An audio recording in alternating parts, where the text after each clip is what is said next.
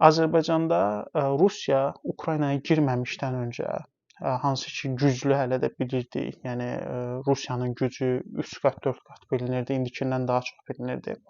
Həmin dövrdə Azərbaycanda rus dilinin qadağan edilməsi üçün çoxlu insanlar ortaya düşmüşdü. Burada Elçin Qədəli başda olmaqla digər insanlar var idi. Və bir müddət sonra Rusiya Ukraynaya girdi və bundan sonra Rusiya orada zəifləməyə başladı, əldən düşməyə başladı. Və bu gün mətbuata baxın, Azərbaycanda rus dilinin qadağan edilməsi ilə bağlı heç bir tələb ortada yoxdur.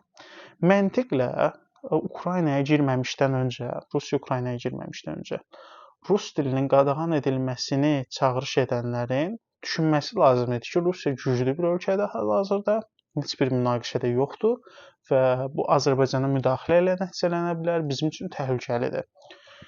Digər məntiqlə isə Rusiya Ukraynaya girdikdən sonra, zəiflədikdən sonra rus dilinin Azərbaycanda qadağan olunması məsələsi daha çox gündəmdə olmalı idi.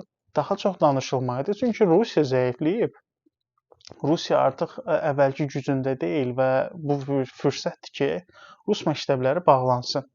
Amma baxın, Azərbaycanda bu mövzuda danışanlar, Elçin Qədəlisi və digərləri tamamilə ortadan siliniblər.